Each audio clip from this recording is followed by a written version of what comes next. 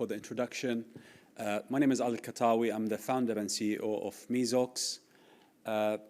Essentially, at MESOX, we're working on a problem that is significant in pharma. So you have a lot of pharmaceutical molecules, therapeutic molecules, that are beautiful in their structure and their mode of action, unfortunately don't get to the market because of failure, because of problems that we're going to talk about today in this talk. We're going to show you how our approach and kind of the modeling and in silico work that we're doing behind as well could be useful for the acceleration of molecules to the market and to patients eventually. The problem that many molecules suffer from is the fact that a lot of these molecules, around 9 of 10 essentially, have poor bioavailability. So essentially, when you give those molecules to patients, they have limited drug absorption in the patient body, and eventually pharma companies would have to give them to those patients at higher doses to make them work, to achieve the potency and efficacy, or reformulate them. But then sometimes you end up with dose-related side effects if you don't manage the dose correctly. And often you have multiple pills burden as well for some medicines that have poor solubility and poor bioavailability.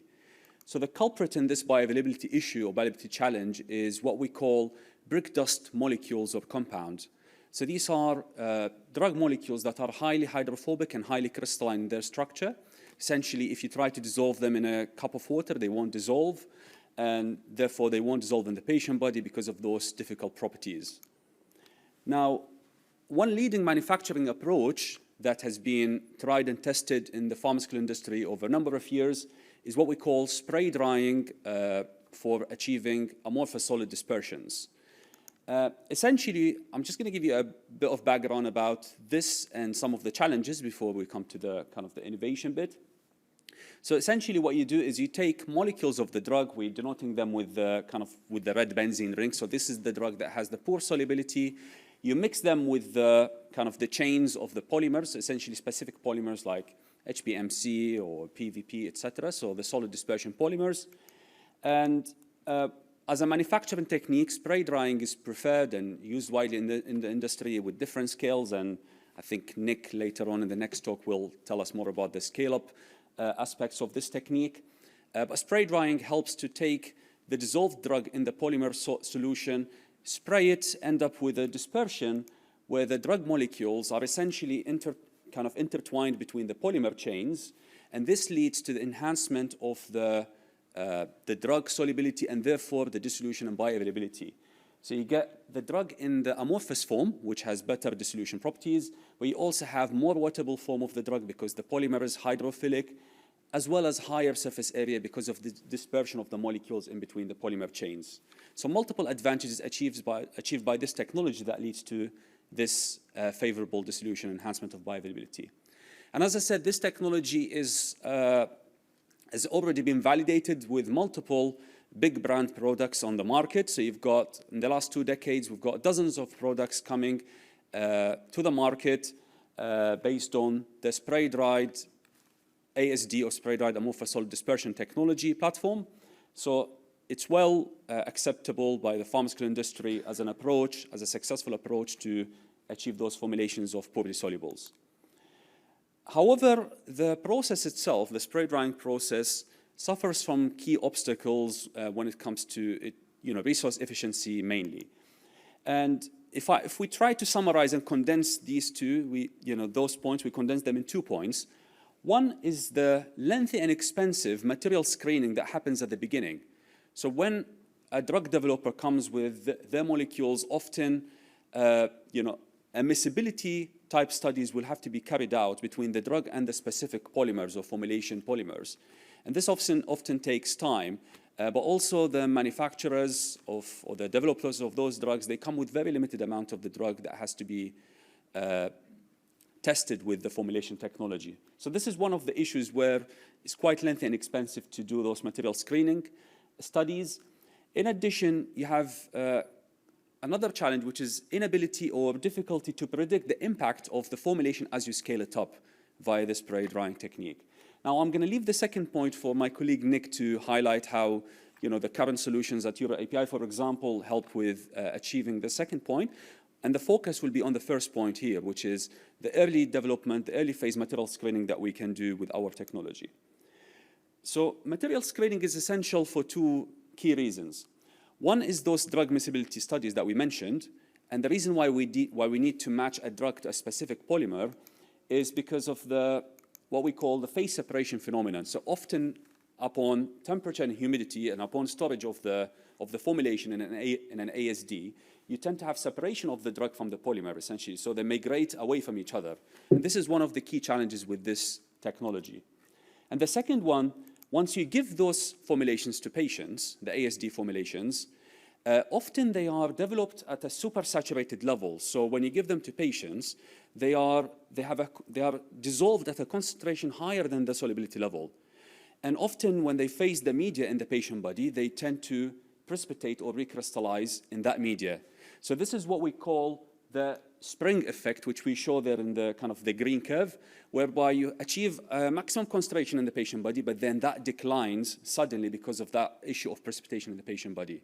And often the solution for that is to add what we call precipitation inhibitors to achieve another effect. Often we call it parachute effect, to try to reduce that abrupt decrease in the concentration of the drug in the patient body. Eventually, what needs to be achieved here, and on this point of avoiding precipitation, is we need to keep the amorphous form of the drug, and we need to keep the dissolution advantage of the amorphous form and avoid the precipitation and crystallization. So this brings us to what we've done here at MESOX. So we've done essentially two things. One is we developed carriers based on a cellulosic material that is FDA approved, and the platform technology is called MESOPAC. And we're using this platform technology as a carrier for those poorly soluble drugs. So rather than try to achieve miscibility between a drug and a specific polymer, the polymer carrier will be ready for loading the drug regardless of the properties of that drug. As long as the drug meets certain, for example, molecular size threshold, it's good to go in terms of loading within the carrier. So that's a big advantage. We don't have to worry too much about achieving the miscibility. And then it's suitable for both small molecules as well as mid-sized molecules, because the pores of the carrier are of a certain size to allow those kind of molecules to be loaded. I've got a video here. Apologies if it's too sciencey, but it takes less than a minute. I'm going to speak. Hopefully there's no sound from there, so it's just my sound. So essentially we have this carrier, which is a particle that has pores within the structure. And each pore is around 20 nanometers in diameter. So if we take the drug molecules and we load them inside this pore or mesopore, often what we see, the drug molecules attach to the surfaces, to the internal surfaces of the pore, and build a structure. So they attach and build anchors to the surfaces of the pore. And once you add more molecules, because of the arrangement of those initial anchors, you end up with a random aggregate inside of those drug molecules that we call the amorphous form of the material. And this amorphous form is what gives the dissolution advantage. And because we have a limited size of 20 nanometers in the pore, this amorphous form cannot recrystallize and cannot grow back to the poorly soluble crystalline forms. It stays confined inside the pores of the carrier. So if we take it and load it in a capsule, for example, the carrier and the drug, we tend to see 10 to 20 times enhancement of the dissolution profile. So that's in vitro dissolution. We've also done preclinical in vivo bioavailability studies, which shows we can double the bioavailability of some of the compounds that we tested in animals. So essentially proven both in vitro and in vivo as a carrier.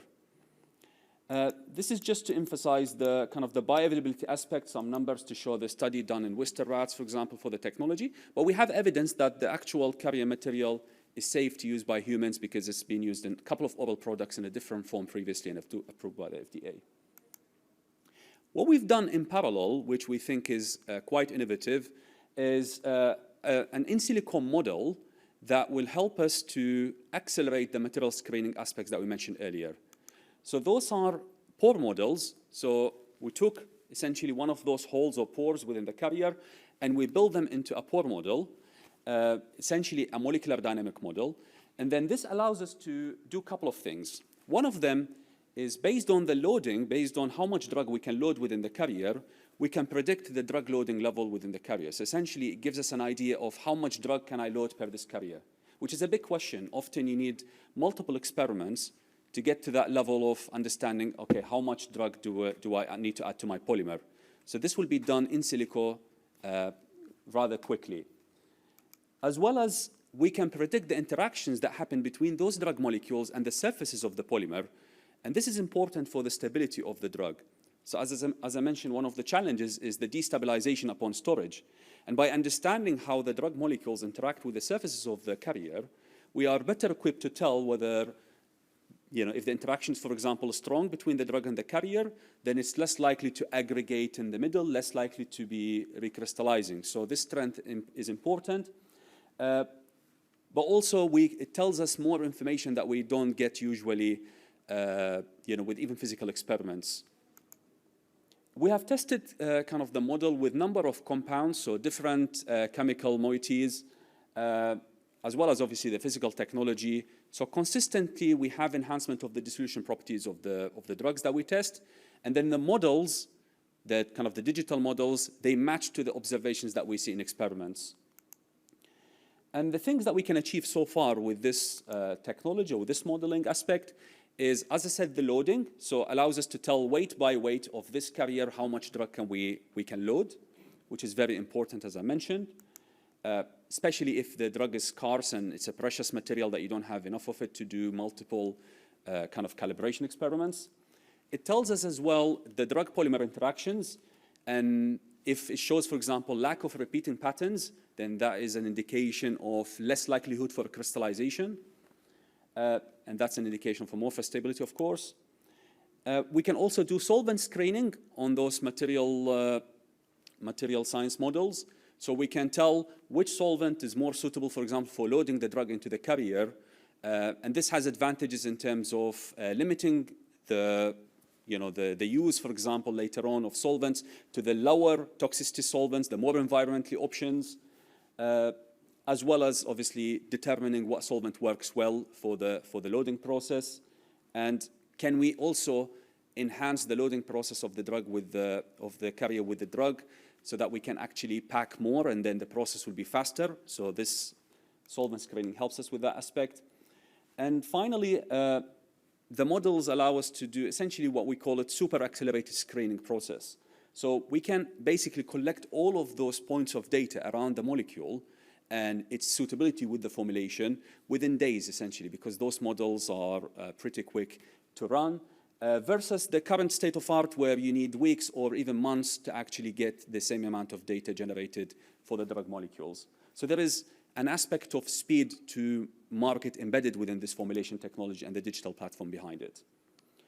And then just to emphasize that point for accelerating formulations, so as we mentioned earlier, and we know that 70 to 90% of the molecules essentially are poorly solubles and resulting in large number of clinical failures. So sometimes it's attributed around, 17% is attributed around, due to pharmacokinetic viability issues of those failures in phase 1.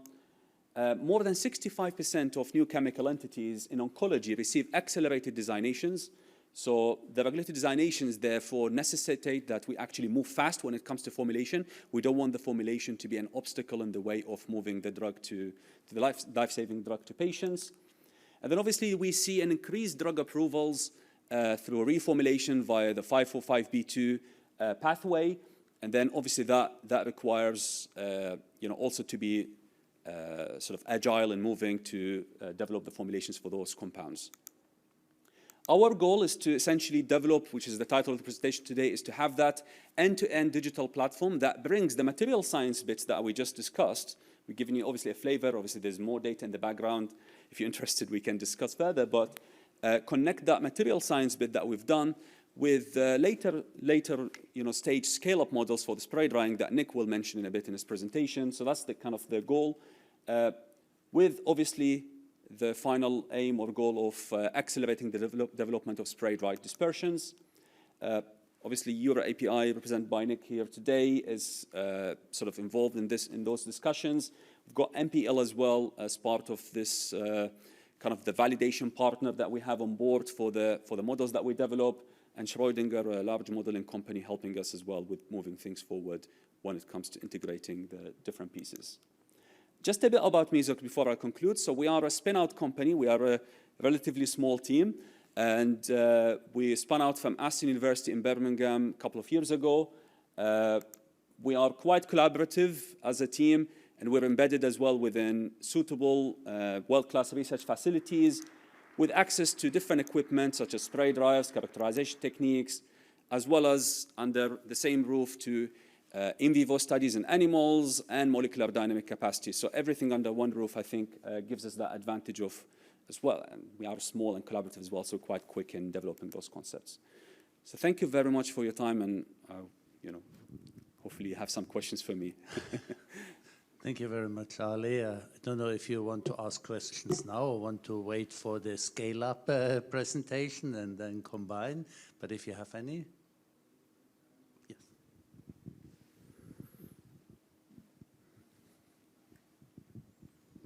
I seem to be asking all the questions. Yeah. Do you foresee any challenges between taking this from kind of small scale, conceptual into a more large scale GMP, area, having experience with, big pharma process development groups? They're not quite as agile as this may suggest, your model is. Have you encountered those issues? Do you foresee issues with that? What's your thinking around taking this into, proper process development from a big pharma point of view? Yeah. No, thank you very much. That's an excellent point. So obviously, the model itself currently on a kind of smaller scale and within the environment where we work seems to be fit for purpose in terms of predicting the behavior of the molecules within the formulation. So in terms of validity and comparison with actual physical sort of data is doing that job. Now, yes, scale-up is a is a big thing, especially under, you mentioned under GMP, the requirements and everything would be different there. And I hope Nick can shed a light maybe on, but currently the models, which I think Nick will talk about, they are mathematical statistical models. So they're quite different, I agree with you. So these are molecular dynamics models, so their principle is slightly different. But then I think there's an opportunity to explore something really novel with benefit there. And yes, we might hit some obstacles down the road, but I think the vision is there, and the outcome is also I think useful for the pharmaceutical industry. Having said that, there are other options available. So there are other solutions available by big CDMOs, for example, where they have their own suites for material screening, for example. And there are some scale-up models as well towards the other end. That bridge between the two is currently missing, and that's what we're trying to kind of do here. Yes. Hi, thanks ever so much. With respect to the pores, do you need or is there any flexibility regarding the size of the pores to accommodate different molecules or different drugs, for example? Yeah, so the pores currently, they accommodate for the spectrum of small molecules as well as the medium-sized molecules. So things above 500 Daltons, we can still fit them within the pores because relatively they're small in comparison to 20 nanometers. Can we actually re-engineer to make it bigger? Yes, definitely we can. Yes. Okay. Just one question. Did you do any stability studies? So you showed you can load them, yes, double, but do they remain stable or do they dissolve? They remain stable, yes. So we've done stability for a couple of drugs under ICH conditions for both accelerated as well as long-term conditions, and in both conditions and for both drugs, it seems to be stable as well. Thank you.